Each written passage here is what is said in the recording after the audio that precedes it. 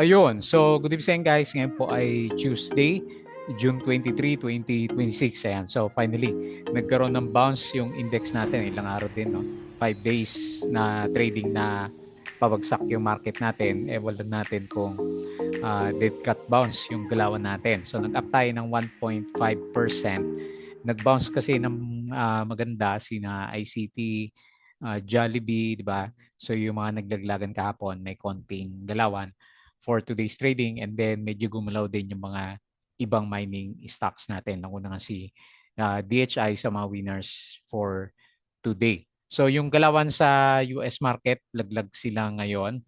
Kahapon mix yung galaw nila, pero si Nasdaq nag-drop na more than 1% kagabi. So ngayon, parang 2% yata yung nakikita ko sa kanya. So mukhang pabagsak yung galawan sa US market. So sumunod na rin si Europe at saka yung majority ng mga Asian markets natin. Laglag din yung kanilang mga galawan. So pati yung yung subaybay natin kahapon, sabi natin maganda, bumagsak na rin si cryptocurrencies natin. So malakas yung drop nila, mga 5%, 6% yung drop sa cryptocurrencies natin. Okay? So dito sa Philippine markets, baliktad yung galawan, medyo gumalaw yung mga stocks natin dito. So DHI, yung nanguna, nag-up siya ng 8.8%. So parang reversal to si DHI natin. Meron siyang 1.2 million net foreign sale. Tapos si ICT, ito yung bumuhat ng index natin simula umaga, maganda yung kanyang galaw. So 5.05%, and then meron siyang 361.3 million net foreign buy. So yun yung nag-push dito sa net foreign buy na 362.47 million. So by the way, nag-up nga pala tayo ng maganda, 1.51%.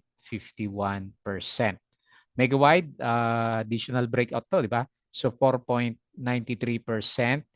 Meron siyang 1.06 million net foreign buy. Tapos si PhilWeb, nag-up ng 4.53%. Meron siyang 5.71 million net foreign buy. SCP, nag-bounce na rin, nagkatakotanda kahapon. So nag-up siya ng 4.31%. Meron siyang 33.61 million net foreign buy. Tapos si Jollibee, nagpa-spike din ng index. Nag-up po siya ng 4.1%. Pero kahapon malakas yung drop niya, di ba? So 62.96 million net foreign sell. Okay? Hopefully hindi tayo dead cut bounce. Disclaimer pa rin sa mga bago sa channel natin, as usual yung review is for education purposes lang po yan. So huwag mong gagamitin ito as a reason para mag-buy, sell, or hold ng stocks. May risk po na involved sa market. Due diligence na lang po ako ng stocks yung gusto mong bilhin. And then follow mo lang po ako dito sa ating Palaboy Trader na YouTube channel as usual. At subscribe ka lang para updated ka sa reviews, or kung gusto mo, join ka dito sa trading community naman natin. So, andito pa rin yung mga kasama natin. Okay? And then, check mo na lang yung daily uploaded videos natin. Company reviews, may bago tayong REITs na papasok sa Philippine markets. Sample trades, basic indicators, technical analysis, fundamentals, yung mga risk management, and basic learnings po dito sa market natin. Okay? At then follow mo din po ako dito sa ating Palaboy Trader Crypto ko to. Follow up na ako dun sa isang review natin. So check mo na lang. And then social media, dito sa Facebook account natin, follow mo lang po ako para updated ka sa reviews, or dito sa Facebook page. Yan. Bodega Peak, yung articles natin sa mga local market. Mag-update ulit tayo pag hindi na busy. Tapos sa Twitter, so meron na tayong summary dito ng market. Okay. So based dito sa galawan, hindi rin pala ganun kalakas yung galaw na mining stock. So si DHI lang pala yung maganda yung galaw. So nag-up yung mining natin actually nag-drop. Negative 0.83%. So ang maganda yung galaw services, Jollibee at saka si ICT pala. Ayan. So sila yung maganda yung galawan. So tapos si industrial 1.07% at saka finance 0.6%. So yung 262 million na net foreign buying natin, medyo kulang pa nga eh. So kasi si ICT 361.3 million. So overall parang net foreign sell yung market pa natin. Okay? So hopefully hindi tayo dead cat bounce. Ito yung mga sellers, AC, SM, LPG, Ali, SMPH, Tel, Globe, Manila Water, Maynila, Jollibee, Monde, Nickel, APX, at saka si Metrobank. Okay? So sa share buyback, si Plus, kaya pala umakyat si Plus, OPM, Fruit, SM, at saka si URC naman. Okay? So nung alas 12, bakit mapula to? Hindi ba kahapon to? June 22, ayan. So mali to. Kahapon yan kasi naglagan yung market natin. So undo natin yan. Tapos, tapon din to ang gainers yan. GGS reported a 8% year-on-year drop in Q1 2026. So, mahina yung income niya. Tapos, si Double Dragon said that Hotel 101 Davao will officially open in July 30. And so, bago siyang hotel. At hopefully hindi siya tinamaan doon sa sa Lindol, no? Sa Davao pala to. Robinson Land has launched its first and biggest flexible workspace center in Western Visayas. Ayala Land is in talks with Base Conversion Development Authority, extending the lease of Market Mall in Taguig City. And LTG has retained its title as the world's top-selling RAM. TEL, ito yung Bitro, no? Data Center. Bitro REIT. So magpa-file siya ng initial public offering. Ayan. Ayaw ko lang kung malakas siya during this time. So yung galawan sa US market, ito yung kahapon ba? Ayan, ayan, Nasdaq, negative 1.32%. So medyo mix yung galaw natin kahapon. Tapos yung balita, first round of US-Iran talks and with encouraging progress. Ayan. So yan yung good news pero ewan ko bakit yung US market drop po yung galawan. SCP, so the Energy Regulatory Commission lets non-NGCP firms build transmission projects. ERC formally approved a new regulatory framework breaking the National Grid Corporation of the Philippines monopoly. Ayan. So nag-bounce naman kahit papaano. Okay? So yun lang, konti lang yung konti lang yung balita ko dito sa market. Patalasas ulit. Yung mga gusto ng guide sa trading sa Philippine markets, hal lang po kayo dito sa Patreon channel po natin. Okay? So punta tayo dito sa Galawan, sa PSE. So nag-bounce. Okay. Hindi close yung gap. So hopefully yan yung support kasi meron pa natitirang konting gap dito eh. Ayan, hopefully hindi na. Ayan. So, yun lang kung wala pa rin net foreign buy. So, expect pa rin. Fill the gap tayo. Pero maganda yung yung itsura ng RSI. Medyo nag-bounce siya ng konti. Ayan. Hopefully, masustain ni PSE market yung galaw natin dyan. So, okay din yung MACD formation. 6,126.22. Up siya ng 1.51% and 262 million. Net foreign buy po tayo. Okay? So, yung mga hindi natin nare-review yung mga big caps ayan. Jollibee yung mga okay, nasa winner. Ba't kaya nag-drop si Maynilad? So, dito na lang tayo sa winners and losers. So, nanguna sa listahan ko si DHI and nag-bounce sa MA 100. Lakas, 8.81%. Si next, yung may volume na lang. Megawide, ayan, breakout ulit. May upcoming dividend siya, laki, 7%. Kaya pala umakyat. Tapos si Web, ito, breakout din. Maliit lang pero breakout. 4.53%. Si SCP, 4.31%. Jollibee, 4.1%. Tapos sino pa? Si Monde, 3.5%. And breakout si Monde. Tapos si Plus, umakyat 3.48 pero share buyback, di ba? Hindi pa ganun kaya explosive yung galaw. ASEAN 3.03 bounce. And then lastly, si Wilcon 2.37%.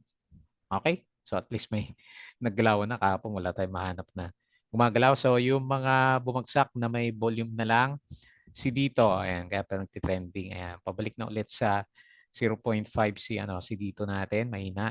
Maynilad, kung kailan malapit na yung maging IPO stocks, rather blue chip, but ganon, pabagsak. Negative 5.11%. So, Tignan na lang natin. ABS-CBN minus 4.69. Ito, pa-drop pa rin. Understandable kasi wala talaga yung business niya, mahina. And then, SCC is drop, negative 3.59%. Ayan. So, wala pa rin kasi, di ba, yung bidding. Yung pa rin yung inaantay natin sa kanya. Okay? So, yun na lang muna. Analysis.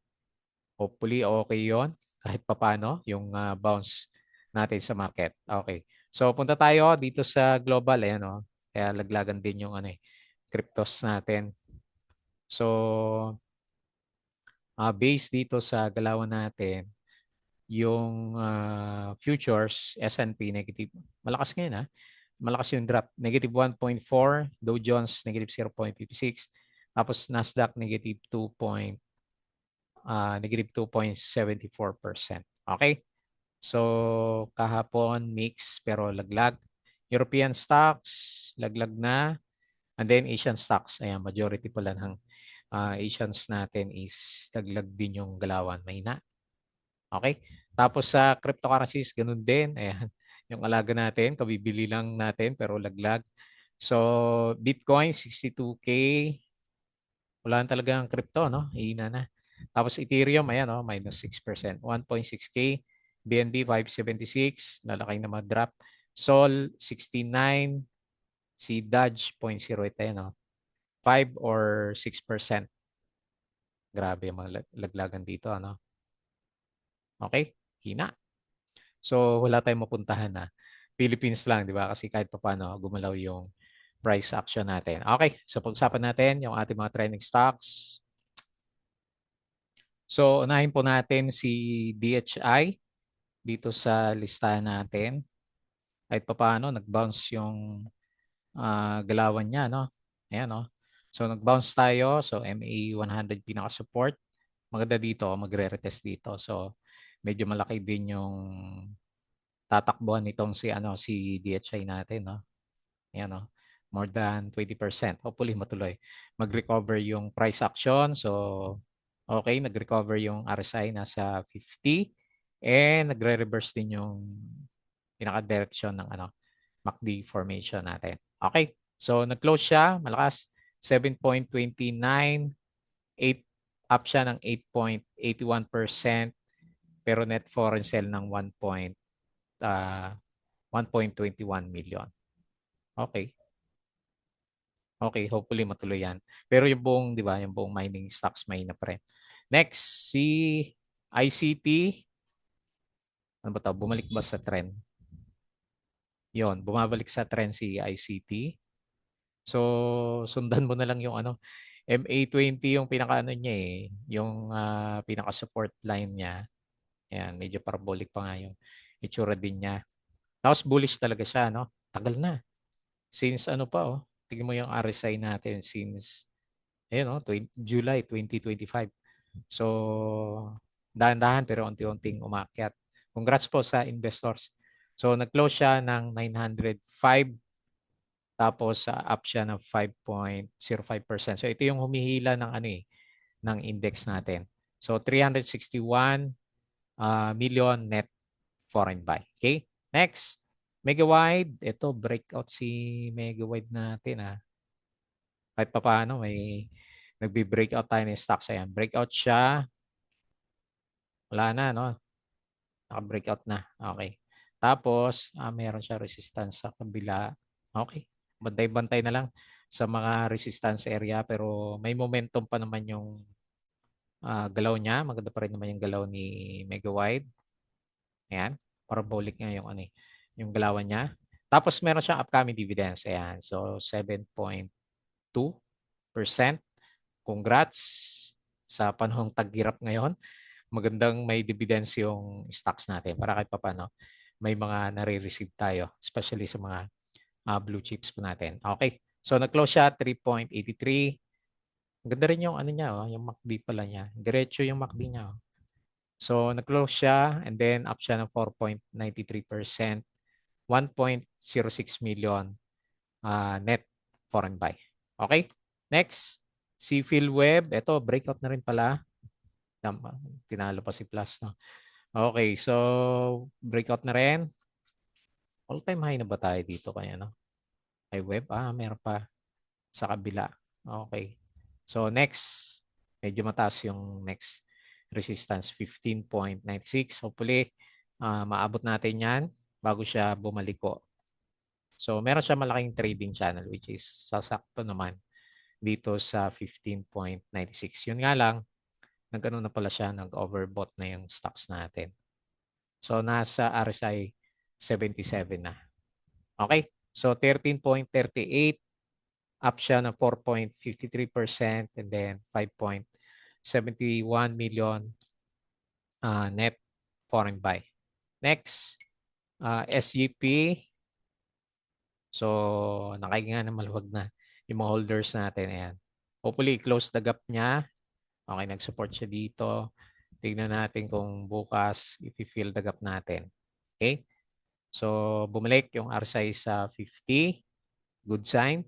So, nag-close siya ng 30.25. Up siya ng 4.31%.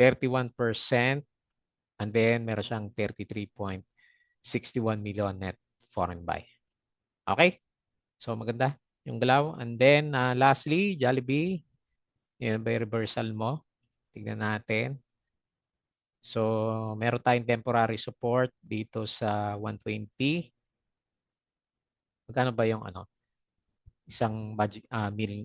Mas mataas na yata yung isang isang meal nitong si Jollibee, di ba? Ayan.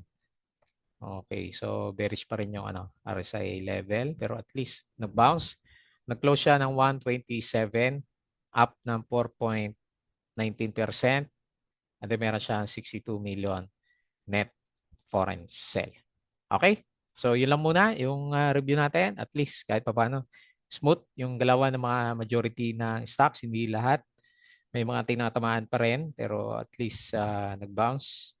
Hopefully, hindi siya dead cut bounce. Okay po. So, yun lang muna. Bago tayo close, please don't forget to subscribe ulit dito sa ating Palaboy Trader na YouTube channel. Join ka lang sa group kung gusto mo ng guide. Crypto ko to, follow mo na lang. Facebook account, Facebook page, Budagpig, Twitter, and Patreon sa mga gusto ng guide. Sali lang po kayo sa group natin. Okay? So, yun lang. Maraming salamat. Kita ulit tayo bukas.